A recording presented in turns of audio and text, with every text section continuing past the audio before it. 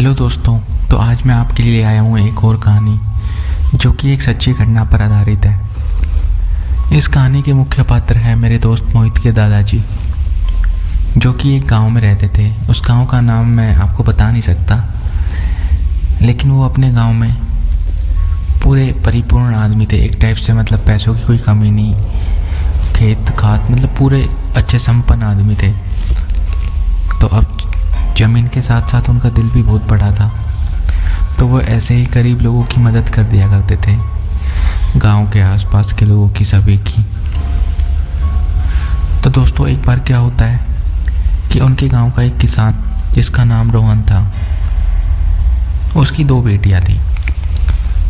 तो उसने बड़ी बेटी की शादी तो कुछ साल पहले ही कर दी थी। अब उस छोटी बेटी की शादी करनी थी, जो कि उसको पैसे चाहिए थे। तो वो पैसे लेने के लिए उधार मोहित के दादाजी के पास आए और उन्होंने उनसे कुछ पैसे डिमांड की। तो उनके दादाजी ने उनको पैसे उधार दे दिए और उसके साथ साथ जो भी दहेज का सामान होता है। अब देखो, दहेज आपको पता है गांव में थोड़ा मोड़ा दिया जाता है, जैसे बेड, अलमीरा, हैंडोल, छोटे मोटे सामान। ये सारा सामान उन्होंने अपनी ओर से कर दिया। तो दोस्तों, रोहन की बेटी की शादी बड़ी धूमधाम से हो गई। तो एक बार की बात है, तो जब घर आते हैं तो एक जंगल आता है, तो उस जंगल को पार करके घर आना पड़ता है। तो होता क्या है कि जब वो घर पे आ रहे होते हैं तो रास्ते में पगडंडी होती है, तो वहाँ पे थक के बैठ जाते थोड़ी देर। और जब चलते हैं तो अंधेरा हो चुका होता है। तो अब उन्हें पगडंडी दिख नहीं रही थी ना, उनके पास टॉर्च वगैरह कुछ थी। तो होता क्या है कि वो ऐसे चलते रहते हैं थोड़ा थोड़ा।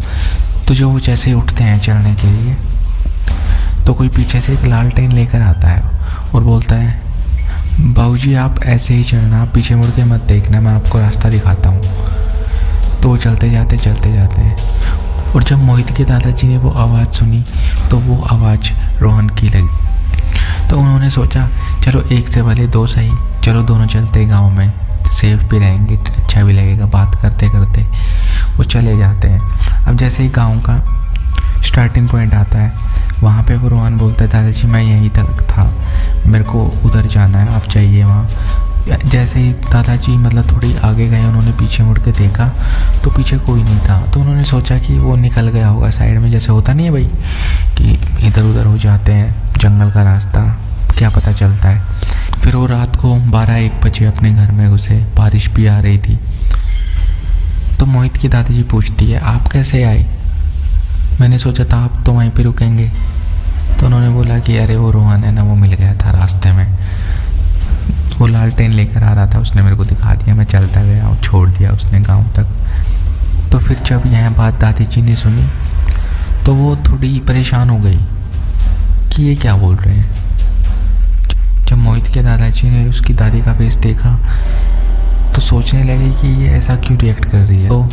तो दादाजी ने उनसे पूछा कि क्या हो गया। तो उन्होंने बोला कि रोहन की तो आज दिन में मृत्यु हो गई है। तो दादाजी बोलते हैं, लेकिन वो तो मेरे को अभी छोड़ के अपने घर चला गया। तो दोस्तों, दादी घबरा जाती है। चलो अब जो हुआ वो तो हुआ, अब कर क्या सकते हैं। लेकिन दोस्तों, मैं आपसे एक बात बताना चाहता हूँ कि आत्माएं हमेशा बुरी नहीं होती, कुछ आत्माएं अच्छी भी होती है। जैसे रोहन की आत्मा, उन्होंने कैसे मरने के बाद भी मोहित के दादाजी का कर्ज चुकाया। मतलब पैसों से तो नहीं चुका पाए, लेकिन हेल्प तो की, वरना क्या पता उनको रास्ते में कोई जंगली जानवर या कुछ भी खा सकता था, कुछ भी हो सकता था, गिर सकते थे। तो मैं आपको बताना चाहूँगा कि ये कहानी डरावनी नहीं थी, लेकिन ये एक अच्छी सीख दे सकती है कि हमें सबकी हेल्प करनी चाहिए, सबके साथ प्यार से रहना चाहिए। तो दोस्तों, मिलते हैं हम अपनी अगली कहानी में।